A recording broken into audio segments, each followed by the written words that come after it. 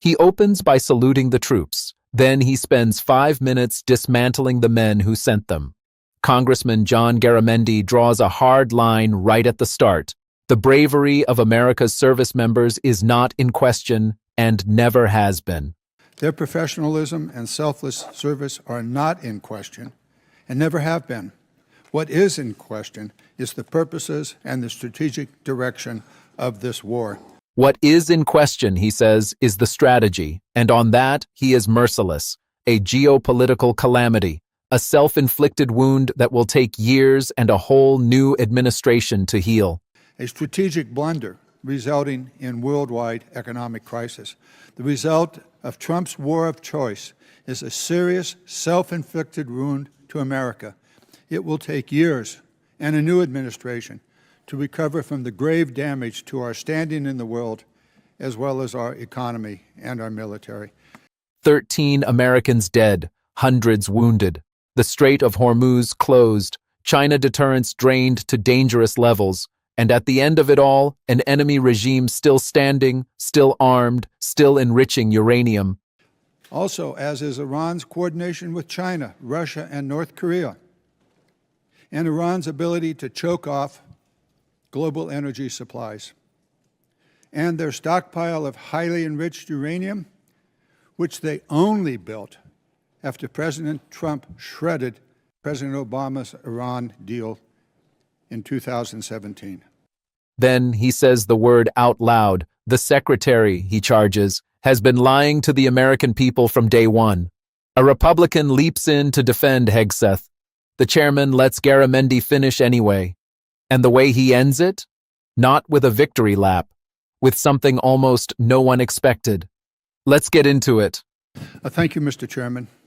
Mr. Secretary and General Kane, let me begin by thanking the men and women of the United States military for their service and their bravery. I recognize that our service members have performed with extraordinary courage and tactical skill, and they've done incredible things that our country has asked them to. Their professionalism and selfless service are not in question and never have been. What is in question is the purposes and the strategic direction of this war. Mr. Hegseth, as Secretary of the Department of Defense, you are ultimately responsible for the conduct of the Iran war. Any unvarnished review of what is happening right now in the Middle East would reveal a geopolitical calamity, a strategic blunder resulting in worldwide economic crisis. The result of Trump's war of choice is a serious self-inflicted wound to America. It will take years and a new administration to recover from the grave damage to our standing in the world, as well as our economy and our military. We must remember that 13 Americans have been killed in action, hundreds wounded, and thousands of civilians killed, including more than 100 school children. The risk of this conflict was foreseeable. I'm certain that the Department of Defense knew that it was likely that in a war with Iran, Iran would create an international economic crisis by blocking the Strait of Hormuz and thus stopping 20% of the world's oil. Was this existential threat considered? Apparently not. During the 60 days of Trump's Iran war, critical munitions have been expended at an alarming rate, depleting magazine levels below what is thought necessary to hold China at bay. It will take years and tens of billions of dollars to restock. A significant part of the necessary Navy and Marine force in the Pacific has been removed and sent to support the Iran war. Our support of Ukraine has suffered as supplies and defense systems are diverted to the Iran war. America has lost irreplaceable aircraft, radar systems, and strategic bases have been shown to be vulnerable. The continued lengthy deployment of ships, equipment, and personnel has sacrificed readiness.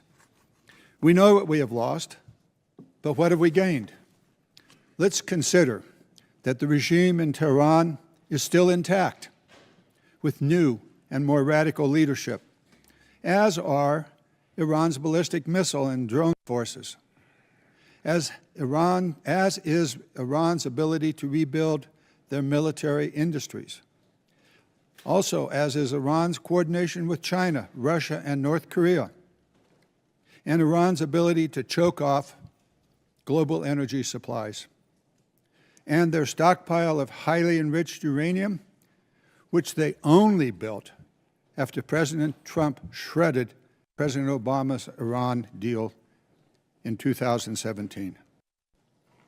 Secretary Hegseth, you have been lying to the American public about this war from day one, and so has the President. You have misled the public about why we are at war.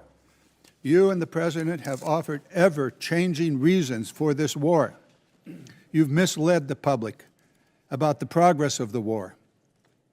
While the military has executed this war with tactical success, the strategy has been an astounding incompetence, doing immense economic damage to America Mr. Chairman, and the Mr. world. Chairman, with the personal attack on the Secretary, he should have an opportunity to respond. He certainly Thank will you. when No, I... no, No, at the time When I you're am doing finished. it. it's the gentleman's time. He can use it as he sees fit and add an extra 5 seconds to Mr. Garamendi's time. Thank you. You and the President have ever-changing reasons for the war. You have misled the public about the progress of the war. While the military has executed this war with tactical success, the strategy has been an outstanding example of incompetence. This war of choice is a political and economic disaster at every level.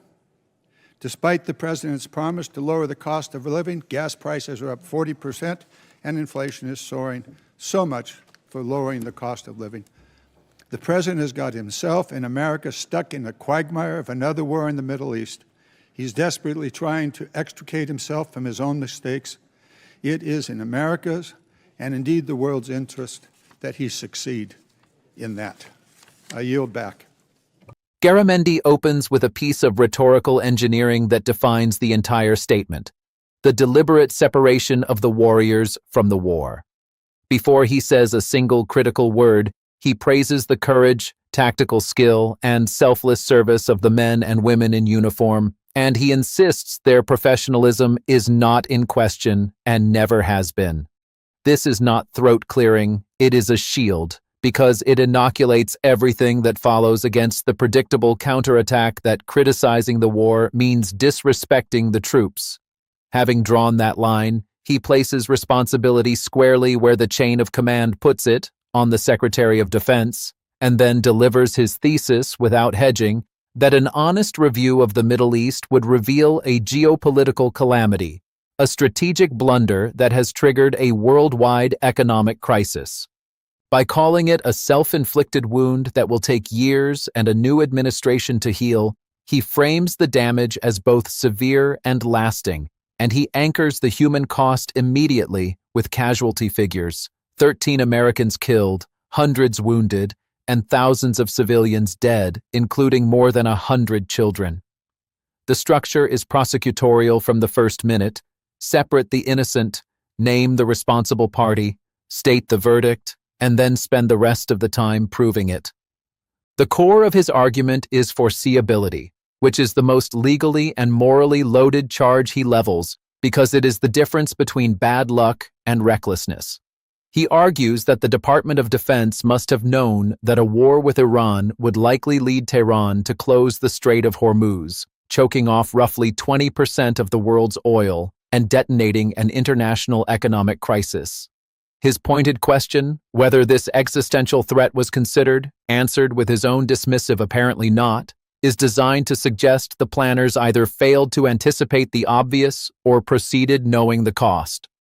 From there, he builds an extensive ledger of strategic losses that goes well beyond the battlefield, that munitions have been burned through so fast that stockpiles needed to deter China have fallen below safe levels, that it will take years and tens of billions of dollars to rebuild them, that Pacific naval and marine forces have been pulled away, that support for Ukraine has been cannibalized, and that irreplaceable aircraft and radar have been lost while bases have proven vulnerable and readiness has been sacrificed. The cumulative effect is to portray the war not as a contained operation, but as a drain bleeding America's capacity to handle every other threat on the board, which is a sophisticated argument because it reframes a Middle East conflict as a gift to China. His sharpest rhetorical turn is the question, "What have we gained?" which he answers with a list of nothing. He runs through everything the war was supposedly meant to neutralize and declares each one still standing. The regime in Tehran intact and, he claims, now under more radical leadership. Iran's missiles and drones intact. Its ability to rebuild its military industries intact. Its coordination with China, Russia, and North Korea intact. Its power to choke global energy intact. And its stockpile of highly enriched uranium intact. This is the heart of his indictment, the assertion that immense cost has bought no strategic return, and he sharpens it with a causation claim that is itself politically charged, arguing that Iran only built that uranium stockpile after Trump withdrew from Obama's nuclear deal in 2017. That single line attempts to trace the entire crisis back to a prior decision by the same president, transforming the war from a response to an Iranian threat into the predictable consequence of a self-created one.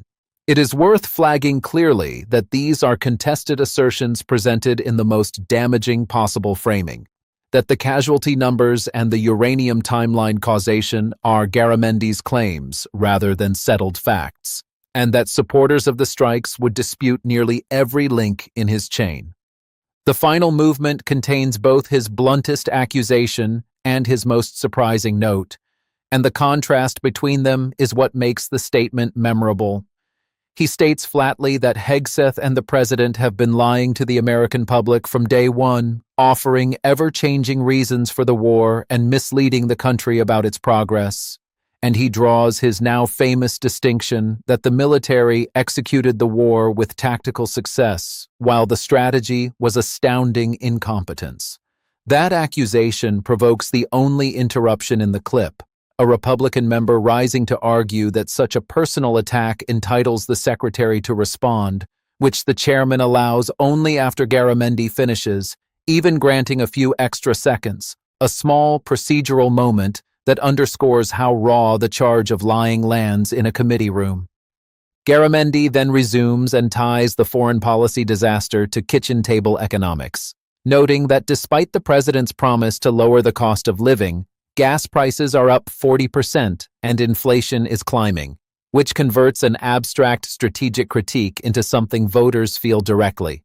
But the closing is what defies expectation, because after relentlessly tearing down the war, he does not end with a call for the president to fail. Instead, he says the president is now desperately trying to extricate himself from his own mistakes, and that it is in America's and the world's interest that he succeed in doing so.